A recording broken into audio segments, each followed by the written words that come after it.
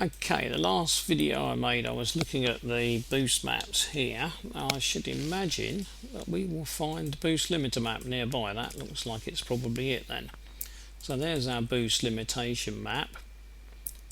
Now, this can be a little bit confusing sometimes to people, but if you've looked at EDC17 files, it won't be.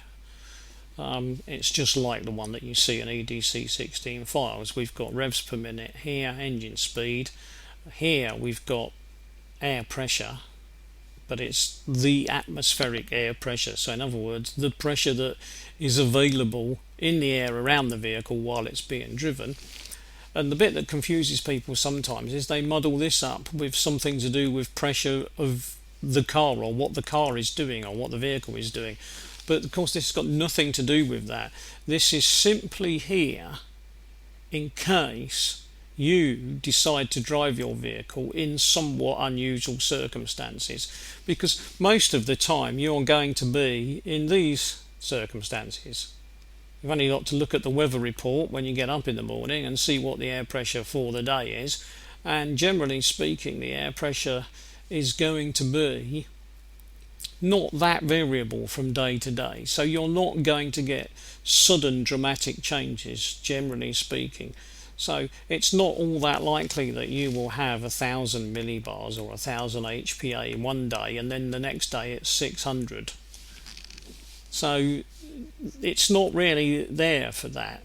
This limitation is if you live in an area where you might make a dramatic change, and the only way of making a dramatic change of course is to drive up a mountain, because if you start at sea level on a lovely hot sunny day you might be somewhere in the region of 1,000. That might be the air pressure.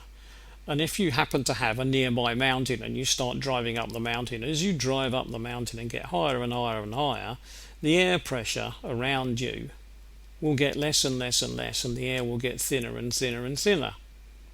And none of that matters apart from the obvious, which is that the turbocharger up here we know is going to try and produce 2,550 HPA. So that's the sort of pressure it's trying to put out.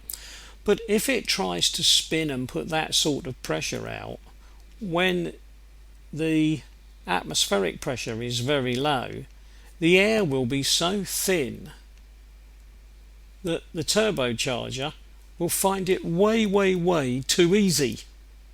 And because it's finding it way too easy, it won't actually produce the pressure. It will just spin faster and faster and faster and faster. And so the chances are that if we allowed this sort of attempt here, but down here, the result wouldn't be that we would get the pressure. The result would be probably that in an attempt to get the pressure, the bearings and the turbocharger just melted and we would break the turbocharger. So what we have then is the limitation. So what we've got is a limitation of the boost that we can have to try and stop us breaking the turbocharger. And I'll stop there.